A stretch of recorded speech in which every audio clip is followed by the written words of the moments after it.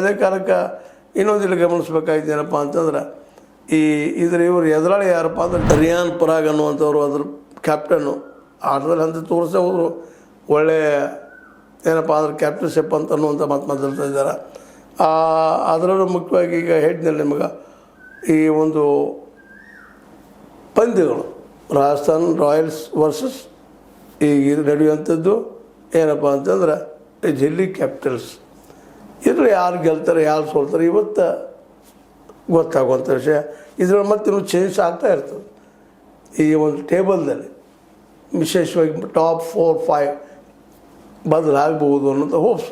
ಆದರೆ ಭಾಳ ಕೆಳಗಿರುವಂಥ Mumbai Indians top 3-4-5 ಬರ್ತಾರ ಅನ್ನೋದು ಇವತ್ತು ಎಲ್ಲರಿಗೂ ಕಾಡೋ ಪ್ರಶ್ನೆ ಆಗಿದೆ.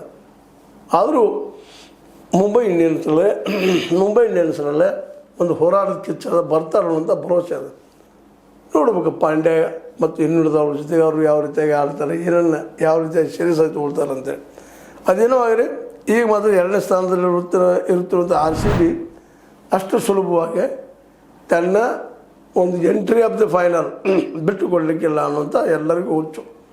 ಹೀಗಾಗಿ ಎಲ್ಲರ ಕಣ್ಣು ಇವತ್ತು ಪಂಜಾಬ್ ಕಿಂಗ್ಸ್ ಮೇಲೆ, ಜೊತೆಗೆ ಗುಜರಾತ್ ಟೈಟನ್ಸ್ ಮೇಲೆ, ಅದಕ್ಕಿಂತ ಹೆಚ್ಚು ಕರ್ನಾಟಕದವ್ರಿಗೆ RCB ಮತ್ತೊಮ್ಮೆ ಹೀರೋ ಆಗ್ತದಾನ.